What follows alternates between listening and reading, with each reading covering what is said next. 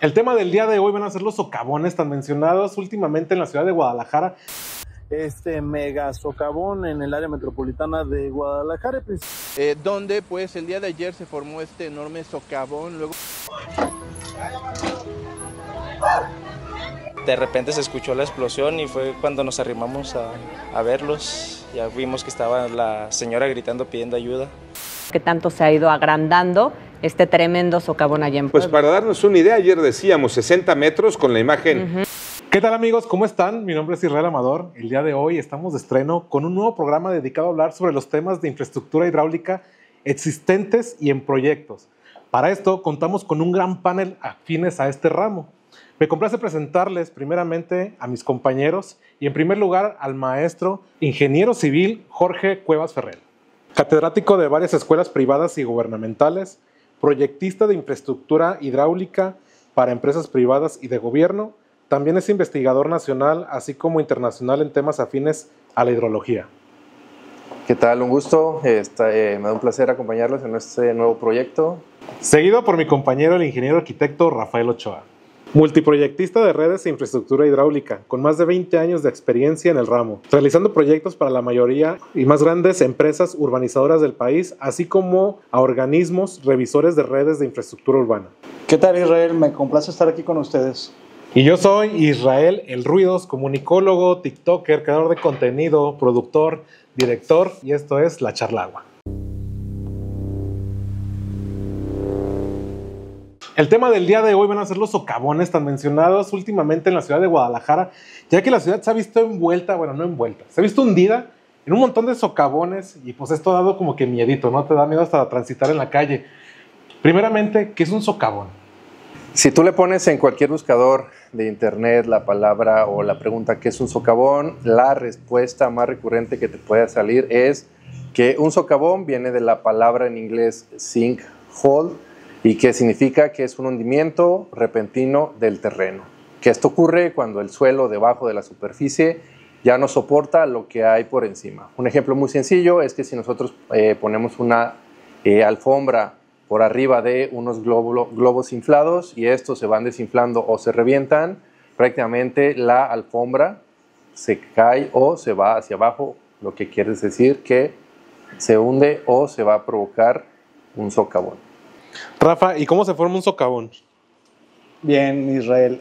Un socavón tiene dos tipos de formaciones, de origen natural o de origen humano. Es un proceso similar para ambas. Uno se disuelve, se erosiona, se degrada el subsuelo y termina colapsando la superficie. ¿Y me podrían dar algunos ejemplos de estos socavones que están muy de moda? Claro que sí, Israel. Un ejemplo de un socavón muy palpable es uno que sucedió en la ciudad de Guatemala, el cual tenía 30 metros de profundidad. Se fue infiltrando todo el agua del producto de la lluvia hasta que se deshizo todo el subsuelo y terminó haciendo un gran cráter ahí. Otro ejemplo que te podemos dar de un socavón es uno que se generó en Zacatepec, en Puebla. Se generó por la extracción masiva del agua y esto hizo que las capas del suelo se volvieran a asentar y se tragó una casa entera en una zona agrícola y no lo pudieron parar hasta que las capas del suelo se asentaron. Oigan, ya teniendo esta información, ¿qué tanto nos afecta a nosotros como ciudadanos de la zona metropolitana de Guadalajara lo de los socavones? Bueno, de hecho sí, aquí en la ZMG o AMG como se le conoce, tuvimos el año pasado un mega socavón. No sé si lo recuerdes, fue en López Mateos, casi su cruce con Periférico Sur, el cual tuvieron que bloquear ambos sentidos de la circulación para hacer la intervención de esta obra hidráulica. ¿Por qué se generó? Muchos dicen que se generó por la lluvia excesiva que se acumuló y esto debilitó las obras hidráulicas existentes y con esto provocó el hundimiento de la capa asfáltica, lo que provocó el cierre total de la vialidad. Así es, Israel. Otro ejemplo también muy reciente es el que se generó en la Glorieta de la Calma, el cual terminó siendo un socavón que tenía aproximadamente 3 metros por 2 metros de longitud y 2 metros de profundo, sorprendiendo al momento al tráfico y deteniendo toda la circulación de un carril, porque al momento de que llueve, los autos no empiezan a ver lo que era un bache, y el bache terminó siendo todo un socavón gigantesco.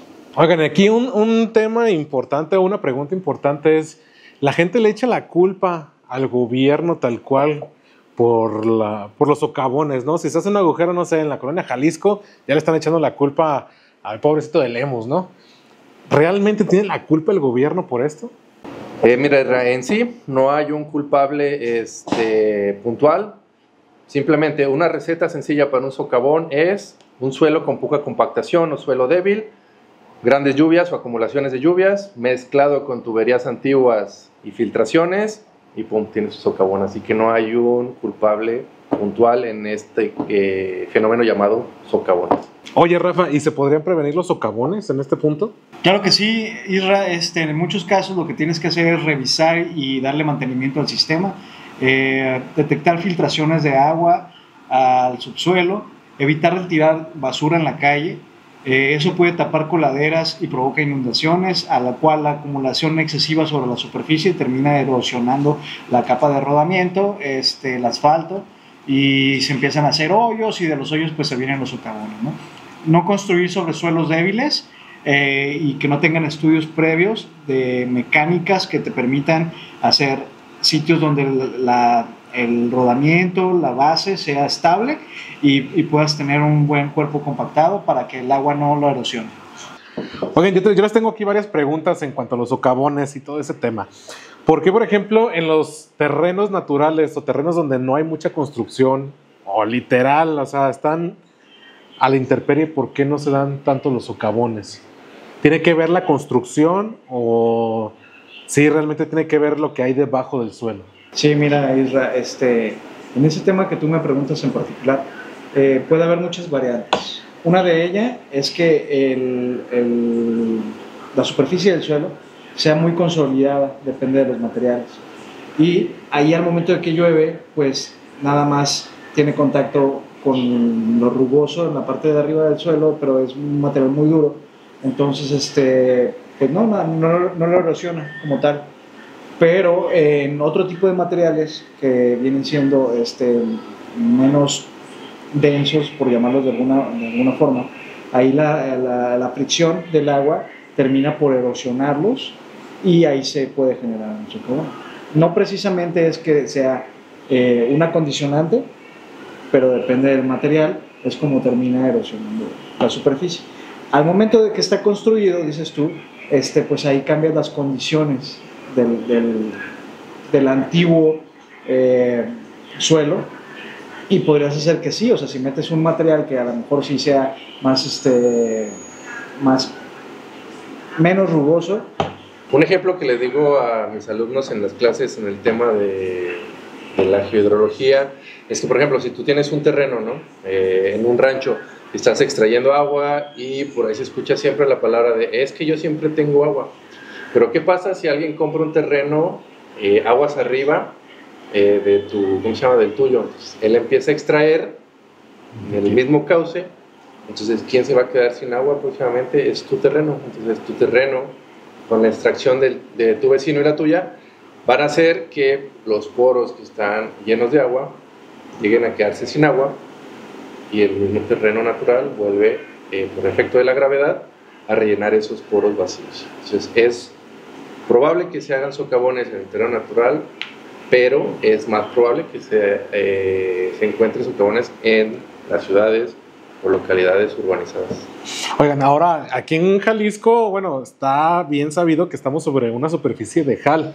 Me ha tocado en mis expediciones a los túneles de ahí del centro que se ve totalmente el jal ya deslavado. ¿Hay alguna probabilidad de que más adelante suframos de, no sé, un mega socavón, digamos, en el centro de la ciudad de Guadalajara? Esto estaría...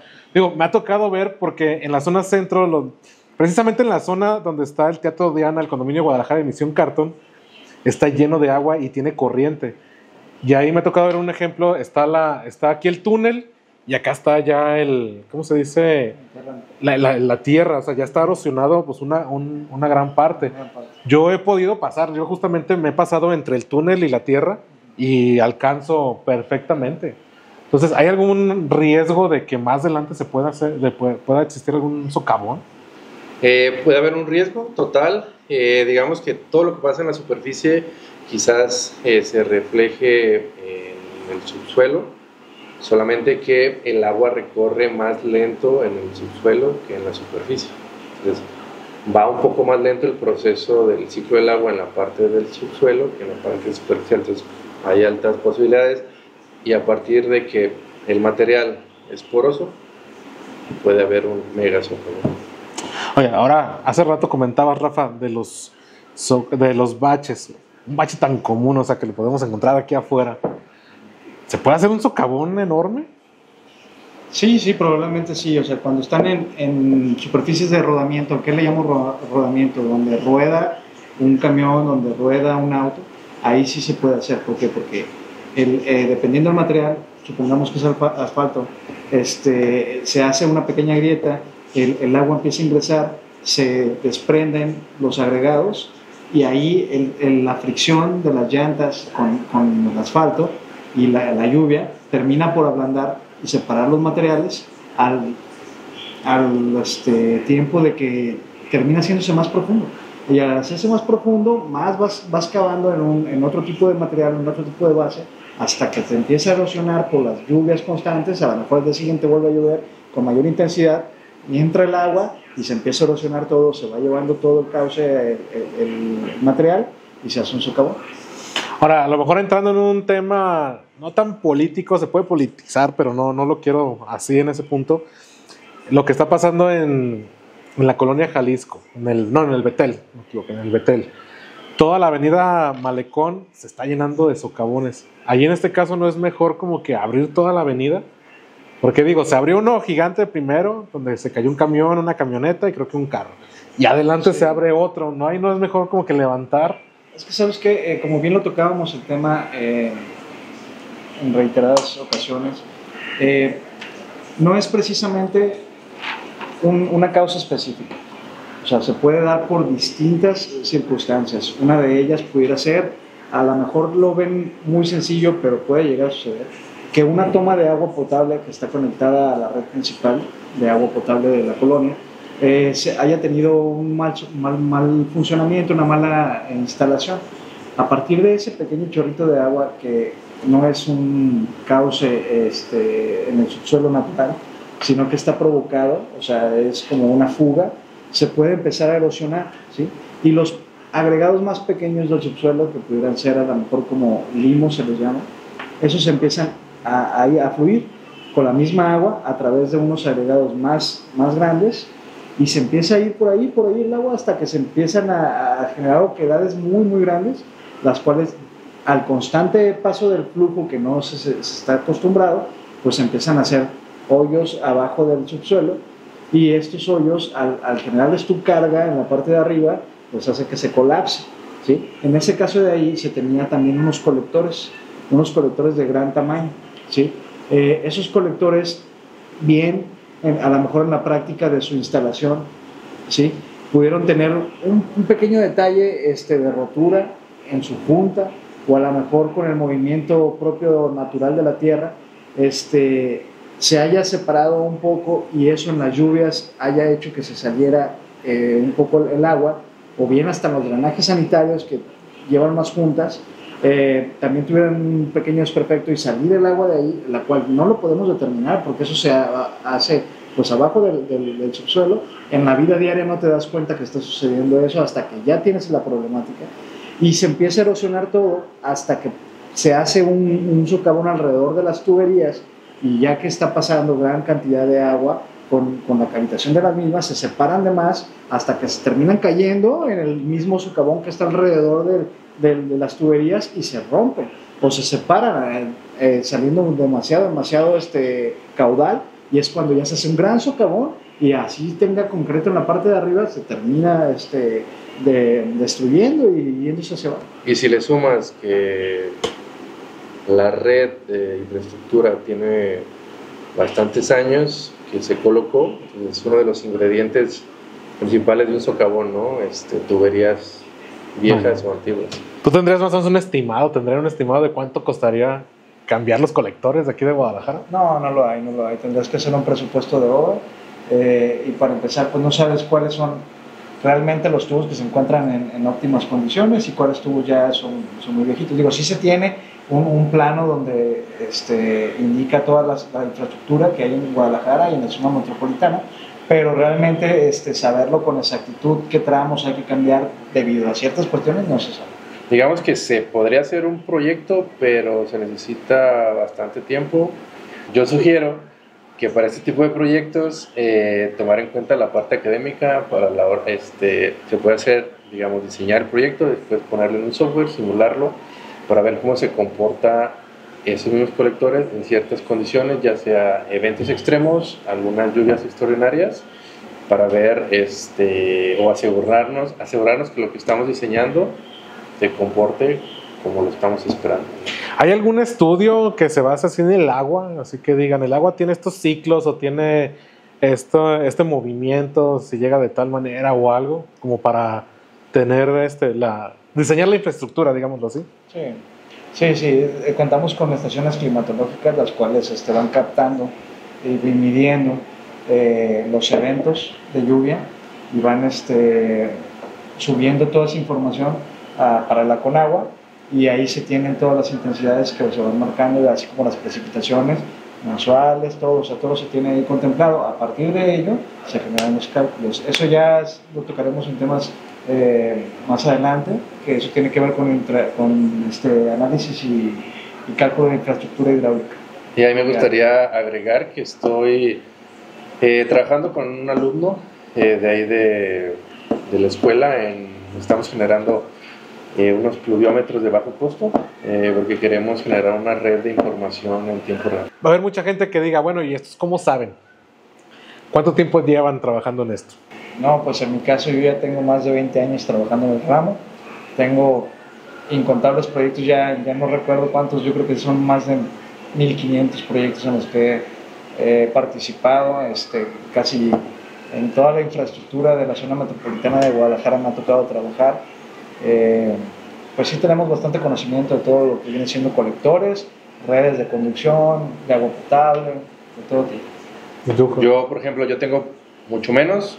Yo lo conocí a él porque ahí en el despacho donde está él me dieron la oportunidad. Yo estaba estudiando, me dieron la oportunidad. Después yo me salí, me fui a Ciudad de México, regresé y ahora estoy yo en la parte académica. Estoy tratando de impulsar más la parte académica en este sentido, de hacer simulaciones de las infraestructuras para saber que realmente se comporten como ellos la diseñan. Entonces yo ya estoy apoyando un poco más la parte académica en la investigación, tanto aquí en obviamente Guadalajara, porque uno de mis objetivos es aportar algo a esta ciudad. Tú también viajas, ¿no? Sobre estos temas tienes viajes y creo que algo así comentabas, ¿no? Que sí, de hecho, ahora justamente dentro del doctorado me fui a hacer una estancia académica a la parte norte de España. Estuve en el Instituto de Hidráulica Ambiental de Santander, donde ellos tienen un tanque donde hacen simulaciones. Me tocó ver una simulación que hicieron del Puerto Viejo de La Habana en una escala 1:60, y también estuve de visita en la Universidad de La Coruña, y ahí estuve viendo cómo utilizan ciertos softwares para simular tanto lo que pasa en la superficie como lo que pasa una vez que ingresan a las bocas de tormenta y corre el agua por los colectores. Y esto también me ayudó mucho visualizando las instalaciones que ellos tienen. Tienen simuladores de lluvia y de estos colectores, donde los alumnos pueden verlo visualmente y darse una idea de lo que pasa realmente cuando llueve. Entonces eso es, digamos, mis viajes que he estado haciendo últimamente. Bueno, entonces esto es un tema, ¿no? Porque mucha gente, y digo, yo también me lo creía, que nomás llovía, el agua se iba por la alcantarilla y se iba a un río, se iba a la playa y ¿no? Se acabó. O sea, sí tiene como que su ciencia, ¿no? Sí, de hecho el agua antes de llegar, digamos, al río, pasa, digamos, si lo vemos así, está el ciclo hidrológico del agua, el natural, y tenemos el otro ciclo del agua, desde que nosotros la tomamos, la usamos y la regresamos otra vez a un cauce natural, pero para eso lleva un proceso de un tratamiento de agua para poderla regresar al cauce natural con unos estándares que están ya establecidos por los organismos operadores para simular este ciclo del agua. ¿Cuántos ciclos tiene el agua entonces? Bueno, naturalmente tiene uno, el que nos enseñan desde la primaria. No llueve, escurre el agua superficialmente, se evapora, se condensa y luego vuelve a caer. No es el más sencillo. De ahí el más, pues, ahondar en que la infiltración, los mantos acuíferos, la parte que se congela, el deshielo, y ahí pues abrir un abanico que pudiéramos tomarlo en otro capítulo. Y por ejemplo, un ciclo hecho por el hombre así a grandes rasgos, ¿cuál sería para el tratado de aquí del agua? Uno es, por ejemplo, que viene el agua desde la fuente de abastecimiento, ¿no? La tomamos, viene por tuberías, llega a tu casa. Lo más sencillo es que suba al tinaco, de ahí por gravedad mantienes presión, ¿no? De ahí tú la utilizas, ya sea se divide en aguas grises y aguas negras, ¿no? Las aguas grises puedes llevar un pretratamiento en tu casa para volverlas a utilizar, y las aguas negras, esas sí van directos a la red de drenaje sanitario de la ciudad, que en este caso en la ZMG lo tenemos combinado, que es combinado. Una parte es de agua de lluvia y la otra parte es la que nosotros aportamos después de utilizarla, ¿no? Todo esto en conjunto va a una planta de tratamiento. Tenemos alrededor de, no recuerdo, un poquito más de 10 plantas de tratamiento. Todo el agua la llevamos del sur de la ciudad al norte. Entonces el agua llega a estas plantas de tratamiento y depende la cantidad de contaminantes con las que va, son los tratamientos que se le da. Puede ser tratamiento primario, secundario, terciario, y de ahí se abre otro abanico para ciertos temas, porque hay otra actividad que aprovecha ese ciclo del agua para extraer energía, el biogás. Y una vez que el agua sale lo más limpia posible, checas las calidades de agua y lo puedes regresar al río. Entonces es este ciclo provocado por el ser humano, ¿no? Algo con lo que quieran concluir. Hay mucha gente que anda con miedo en la calle diciendo que nos vamos a inundar y esto va a parecer como un diluvio así como bíblico. ¿Qué le podrían decir a esa gente, ustedes que son expertos en el tema? Gracias. Mira, es importante que la mayoría de población en general se entere cómo es que vivimos al día a día con la infraestructura que se tiene en existencia, ¿no? Saber cómo se opera, los alcances que tiene la misma, ¿sí? Y que se den cuenta pues que nosotros como proyectistas, como profesionales en la materia, siempre tratamos de dotarlos de la infraestructura que más les pueda servir, siempre bajo parámetros de estándares de normativas, pero bien que se ajuste también a un presupuesto que sea balanceado, tanto como para los constructores como para el usuario, ¿sí? Siempre nuestro objetivo es dotar a la población de la infraestructura que les sirva para el día a día. Obviamente esto, como ya lo había comentado, algunas veces se ve superado en parámetros, pero que lo tengan en cuenta que siempre trabajamos para mejorar y darles los proyectos más adecuados para que la gente y la población pueda disfrutar de ellos, o bien descargar sus aguas sanitarias y hacer un buen manejo, como comenta mi compañero. Eso es lo que... A mí me gustaría, digamos, cerrar el tema de las inundaciones, que a partir de que el diseño de la infraestructura de un drenaje pluvial es a partir de cuánta agua se puede generar en algunos puntos, toda esa ciencia que va atrás del diseño de ese dato es probabilidad y estadística. Entonces, a partir de que la probabilidad estadística no es, digamos, certera, entonces es un rango de probabilidad de que suceda un evento de tal magnitud, ¿no? Que ahora, si lo sumamos con el cambio climático, no es seguro que quizás el dato que nos arroje el cálculo se presente en ese evento, ¿no? Porque ahora el cambio climático nos está llevando a tener eventos extremos que quizá no estaban previstos hace 20 años, ¿no? Atrás. Entonces, a partir de que es probabilidad y estadística, no es tan certero que digamos, en 2 días va a llover esto, porque ahí puede pasar de aquí a 2 días muchísimas cosas, ¿no? Entonces, con eso me gustaría cerrar. Entonces ahorita como que estamos como que a la buena de Dios, diría, ¿no? A ver. No, se hace un análisis de probabilidades, pues, para poder determinar un evento, pues, un evento extraordinario o ordinario. Aquí le llamamos ordinario a las lluvias que te recurren año con año. Y extraordinario podríamos decirlo que fueran parámetros que se salen de la probabilidad, digamos así, un evento que pudiera tener un volumen mucho mayor al esperado con respecto a una lluvia ordinaria. Nos da por un capítulo todo eso, ¿no? Sí, hay un concepto que ahí luego falla en entender lo que es el próximo periodo de retorno, ¿no? No muchos lo logran entender, entonces lo podemos extender todo un capítulo de... Va. Sí, hay muchísimos temas pues, que se pueden tocar en la hidráulica y en la hidrología, en los cuales pues invitamos a que lo vean y que se hagan parte de ello.